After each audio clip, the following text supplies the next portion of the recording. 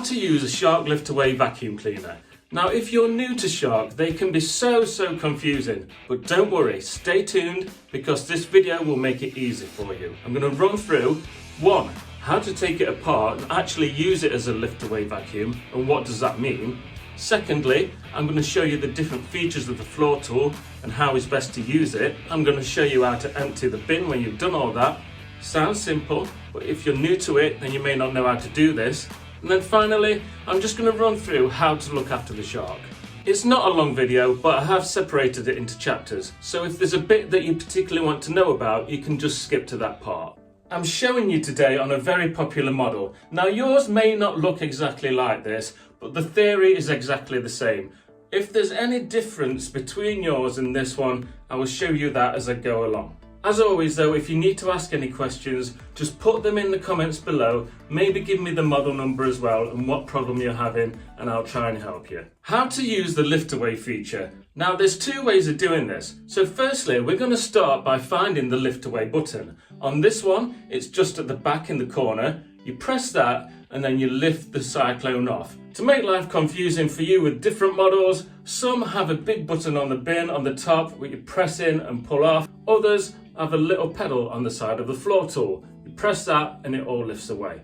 At this point, you'll be left holding the vacuum cleaner main part with your handle on the big wand and the floor tool on the bottom. Now this is actually one way how to use it. It's good for if you're trying to get under furniture or beds, like so. But really my favourite way of using the lift away feature is to go 1 step further. We need to press the handle release button and we take that off. We're now left with a handle, a hose and the main part of the vacuum cleaner. This is great for going up and down the stairs. Also, it's really good for doing the car. It means that you're not taking the complete vacuum cleaner outside. You can put the main bit inside the car. You're not getting oil on the bottom of your vacuum cleaner and stuff like that. So yeah, that's another good way how to use this feature. A very quick point, while you've got it all apart, if ever you need to go to the floor tool to look down the hose or anything like that, maybe you've got a blockage, just press the wand release button and then that means you can look inside the floor tool. So to put it all back together again, we do it in reverse order. You've got the floor tool and the pipe goes in, put your hose back into the top of the wand, and then you put the main cyclone back on to the main body. It all clips in together really easily. So let's start vacuuming, and you may notice there are 2 different speeds on your handle. Maybe you're lucky and you have a model with 3 different speeds, but this is to control the floor tool. Now the theory is you have it on full speed when you're doing carpets. It cleans really deeply and these floor tools are really good on carpets and hard floors. But if you're using it on a hard floor, you need to turn the speed down. Or on some models like this one, the floor tool actually stops spinning. That's normal.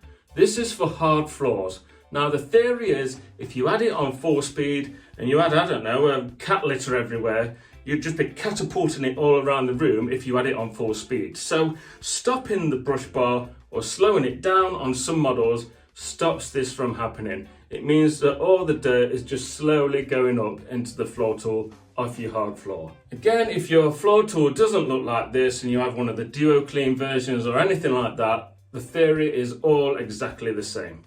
You've done your vacuuming and now you simply want to empty the bin. That sounds simple, but it's so frustrating to find if you've never used one of these before. It's actually at the back of the handle on the bin. There's a little button that you pull up and then the bin just comes off. Now on some models, to make it interesting, it's slightly different, but you're going to have a button somewhere on the top that says dust cup release. Now we take the vacuum bin outside to our bin and we're just pressing this little clip at the bottom to release the flap so all the dust flies out and goes all over your neighbour's washing. Also on these, there is a top flap as well. It's really important that you empty this too. Inside, you will see a little permanent mesh filter. Also, make sure that that's clear. If there's stuff wrapped around that or it's clogged with dust, it will kill your suction. If ever you have any suction problems at all, you can see my video on this in the description. Now that's all done, we put the bin back on, it just clips back on and everyone's happy. Now I want to just run through a couple of maintenance things with these.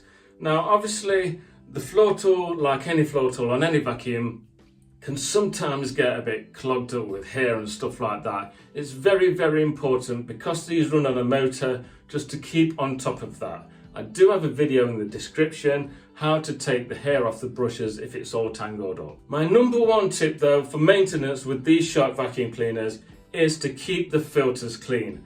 Now they sit on top of the motor, so if they get clogged up, the motor can't suck, it doesn't get any power through the floor tool or the hose, and you end up with a vacuum cleaner that's pretty pants. So clean your filters every month. If you need to know how to do this, subscribe to my channel for all the other Shark help videos, and see the video here about how to clean your filters.